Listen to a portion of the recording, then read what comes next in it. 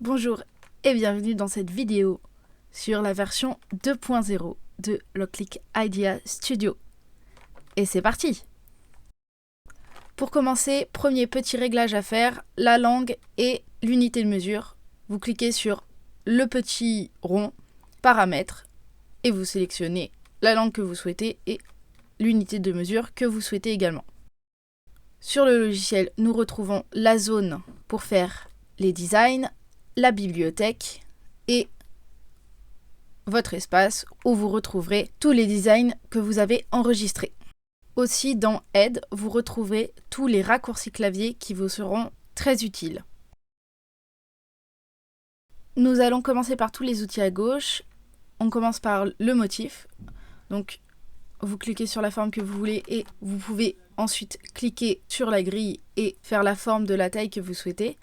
Et dans Forme, quand vous cliquez sur une forme, elle s'affiche directement. Donc on ne peut pas glisser pour faire la forme à la taille qu'on souhaite.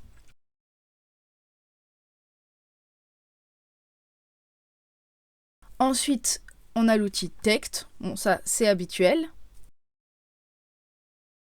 En ce qui concerne les options de l'outil Texte, ici, vous pouvez choisir la police. Vous avez d'abord ici toutes les polices proposées par le logiciel Locliq.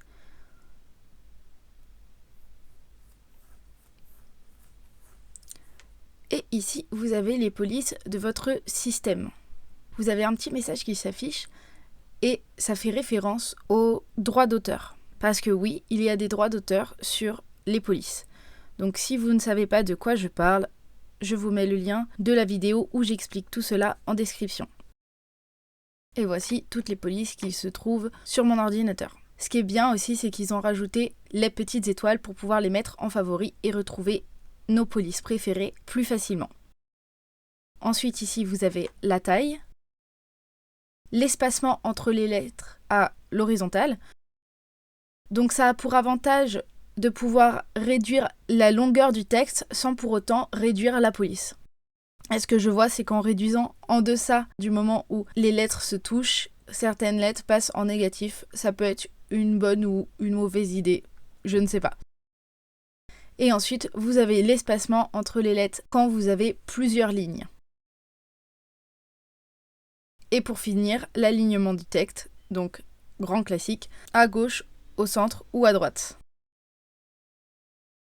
Prochain outil, l'outil plume, il sert à faire des courbes de Bézier et donc à dessiner la forme que vous souhaitez.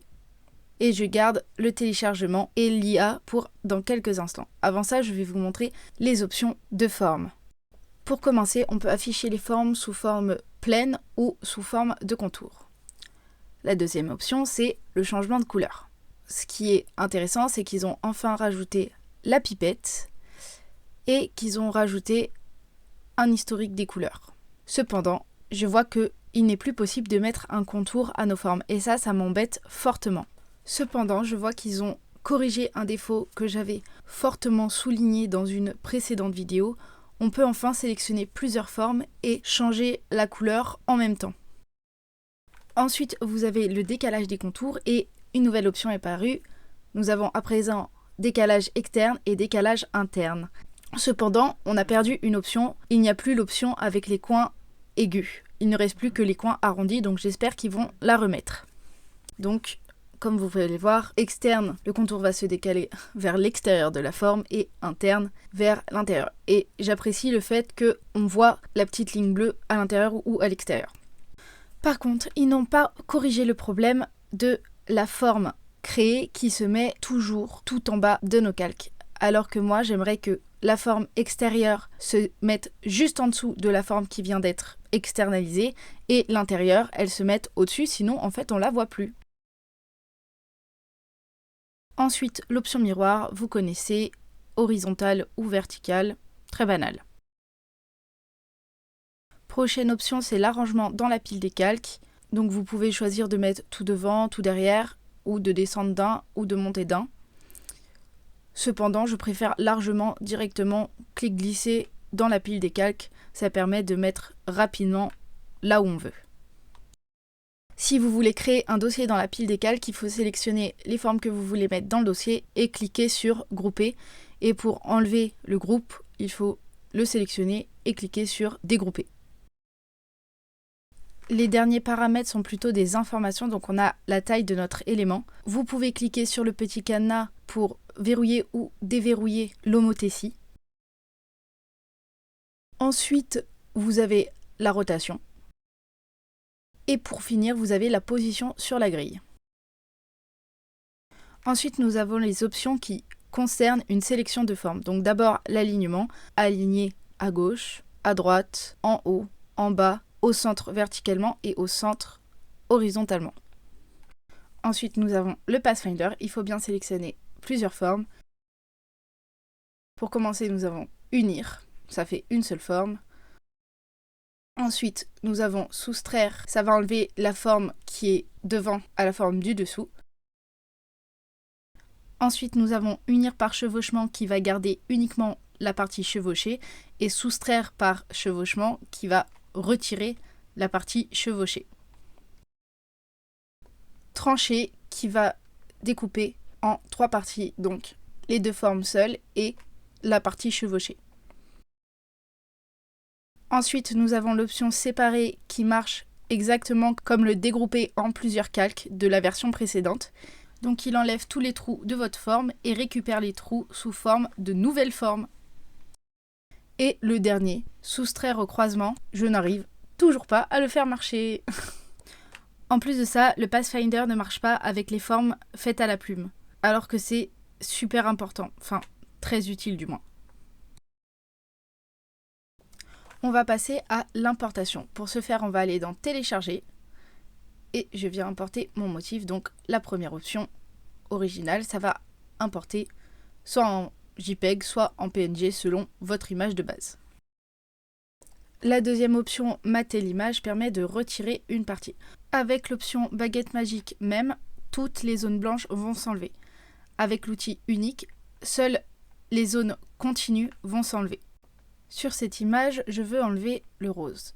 Et on peut voir quand je zoome qu'il y a une fine bordure rose. Et pour l'enlever, je vais aller dans Paramètres avancés et je vais tout simplement augmenter la tolérance. En augmentant la tolérance, je n'ai plus le fameux petit filet rose. En descendant la tolérance, le filet rose est plus grand et si j'augmente trop la tolérance, j'ai plusieurs couleurs qui vont disparaître. Nous avons ensuite l'option gomme qui permet d'effacer à la main et le recadrage. Si vous importez votre design, il sera forcément en PNG parce que, contrairement au JPEG, il comprend la couche transparente.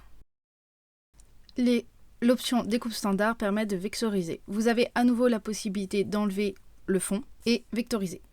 Contrairement à la version précédente, nous ne sommes pas limités à 4 couleurs mais à 8 d'après ce que je vois. Cependant, je trouve qu'il est quand même très mauvais, donc je déconseille de l'utiliser. Allez plutôt vectoriser sur un autre site et importer ensuite dans l'Oclick. Petit rappel, les vecteurs ou SVG sont des lignes codées et tout ce qui est PNG JPEG, ce sont des pixels. Et pour découper, il vous faut absolument du SVG.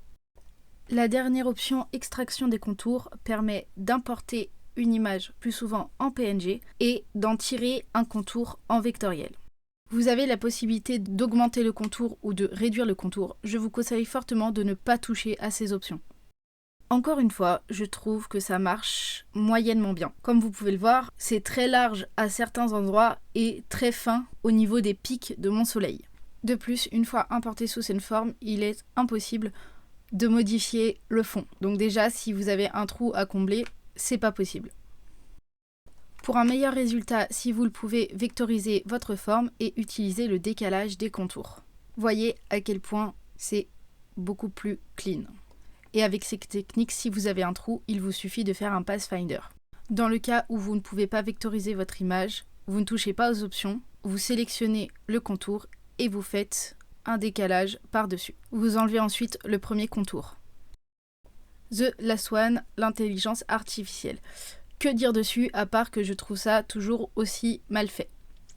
C'est bien qu'il l'ait intégré, mais pour moi ce n'est absolument pas au point. En tout cas, ce n'est pas réellement utilisable avec le logiciel puisque on n'a pas de vectoriel et en plus il sort des images beaucoup trop complexes pour être vectorisées. Elles ne sont utilisables quasiment qu'en print and cut. Quand j'ai vu les options découpe standard, impression et dessin, je me suis dit trop bien. Sur les découpes standards, j'aurai des images très simplifiées. Sur le print and cut, des images plus complexes. Et en dessin, juste des lignes. Mais que nenni! Ça marche pas du tout comme ça et j'arrive pas à comprendre comment ça marche, à vrai dire. Je pense qu'il faut vraiment faire toutes les options et tester jusqu'à trouver la bonne combinaison pour faire ce dont on a envie. Donc j'ai calculé, il faudrait à peu près une centaine de crédits pour tester toutes les options, sachant qu'on n'en a que 20 par jour. Donc je pense que je vais me lancer dans un petit tableau. Je le ferai en format Google Sheet et je vous partagerai le lien si vous voulez m'aider et pour tout simplement que vous y ayez accès. Vous avez donc deux possibilités. La possibilité de faire un prompt vers une image et la possibilité d'importer une image et que celui-ci retravaille l'image. Toujours pas d'historique en vue, mais la possibilité d'enregistrer sur votre espace. Passons à la dernière étape, les options pour découper. On clique sur le bouton réaliser. On va commencer par rechercher la machine. Le Bluetooth n'a pas eu de succès, donc j'ai dû connecter en USB. Une fois que la machine est connectée, il y a l'onglet mode qui apparaît. On peut choisir la découpe standard ou le print and cut. Et là, je vois quel retour en arrière. On a à nouveau la première feuille de la version 1.3, 1.4 je crois, avec les 4 grands angles. Quel gaspillage de papier. J'aime pas du tout. Je n'avais pas vu, mais il y a maintenant l'option dessin de disponible, donc des réglages spécifiques au crayon. Pas de risque d'abîmer son crayon. Pour les options de la découpe standard, on pouvait choisir le tapis, la taille du tapis, donc du 12 par 12, donc 30 par 30 cm ou le 30 par 60 cm. Ensuite, vous avez vos blocs de couleurs et le choix des matériaux, ainsi que la taille de celui-ci, donc soit du 30 par 30, soit un format lettre, soit un format A4, soit un format 30 par 60. Ensuite, force de découpage, les paramètres standards, donc pré-réglés par le clic ou personnalisés. En plus, on voit que le texte il dépasse de la fenêtre, c'est très chelou. Et là, vous pouvez rechoisir la force de découpe, la vitesse et le nombre de passages. Refléter, c'est l'option miroir. Comment vous dire, je n'aime pas du tout comment on doit placer les designs. Je trouve que ce n'est absolument pas précis. On peut pas zoomer. Pour moi, c'est une catastrophe. Vraiment.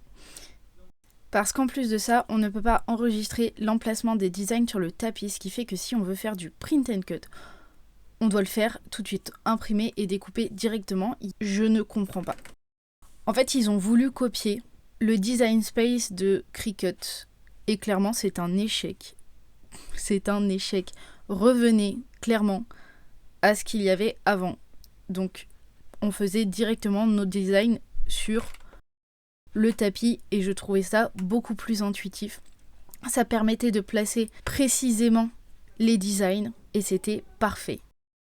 Autre chose que je n'aime pas, on ne peut plus sélectionner individuellement les formes si elles ont la même couleur. Pourquoi ? Vient enfin la dernière étape, envoyer dans la liste des tâches. Ils l'ont un peu redesigné, ma foi, c'est correct.